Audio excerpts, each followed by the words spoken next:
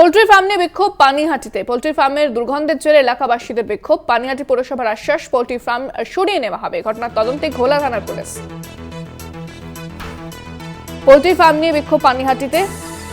Poultry ফার্মের দুর্গন্ধের জেরে থাকতে পারছেন না স্থানীয় বাসিন্দারা, তারা বিক্ষোভ দেখাতে শুরু করেন। পুরসভা আশ্বাস দিয়েছে যে পোল্ট্রি ফার্ম সেখান থেকে সরিয়ে নেওয়া হবে। ঘটনার তদন্তে ঘোলা থানার পুলিশ। ফোনে রয়েছেন প্রতিনিধি জয়ন্ত মজুমদার। জয়ন্ত, পুরসভা কি জানাচ্ছে?